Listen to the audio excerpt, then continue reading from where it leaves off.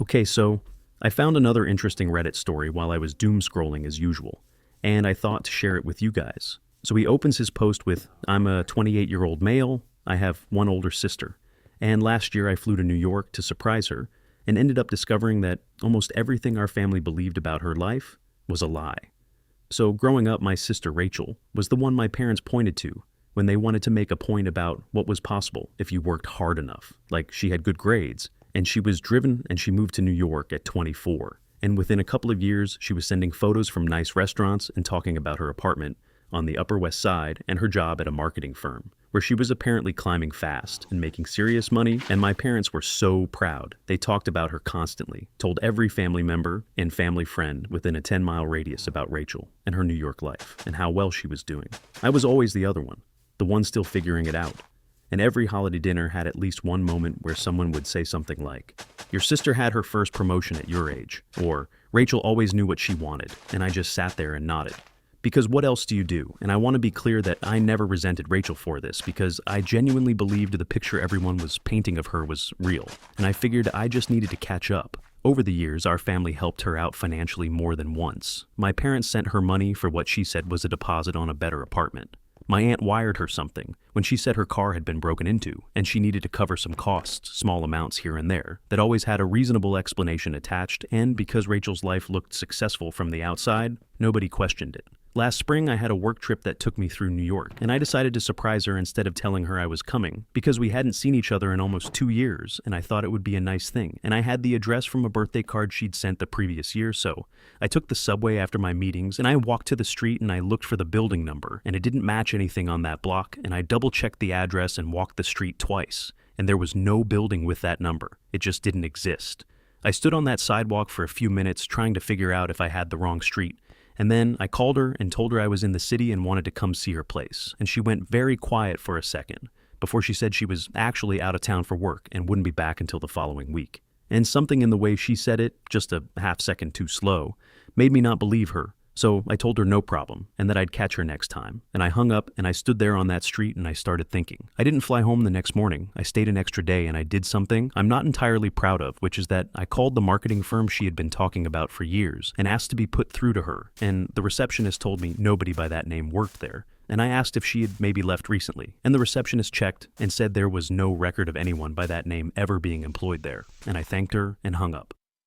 I sat in my hotel room that night, and I thought about every conversation I could remember where Rachel had talked about her job and her apartment and her life in New York, and I started going through her Instagram, which I hadn't really looked at properly in a long time.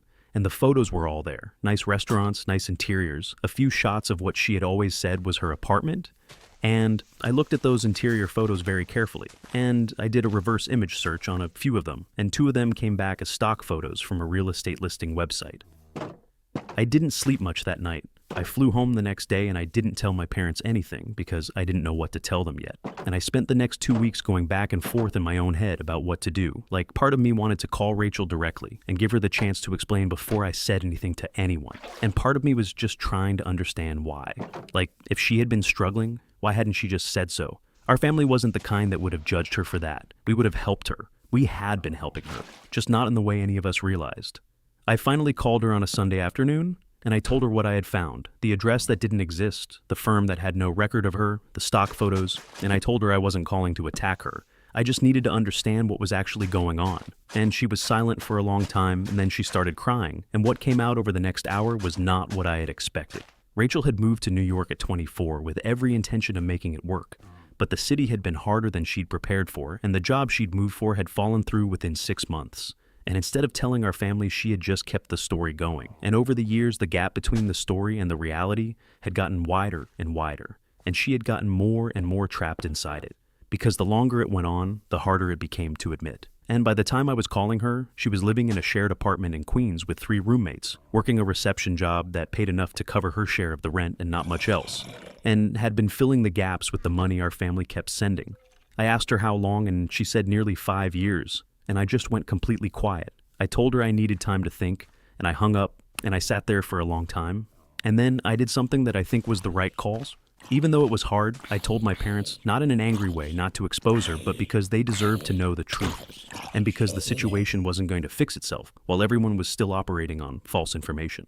My parents were devastated, not because of the money, they said that several times, but because of how alone she must have felt carrying that for 5 years and not trusting that they would love her anyway. And my dad called her that evening, and he didn't yell. He just said, "Why didn't you tell us? We would have helped you." And apparently Rachel cried for a long time. She's back home now, has been for 6 months. She's working locally and paying back what she can, and slowly rebuilding. And the family dinners are different now, quieter in some ways, but more honest. And nobody compares anyone to anyone anymore. He ends his post with this: "I used to feel behind my sister my whole life, and it turns out we were both just trying to figure it out, just in completely different ways."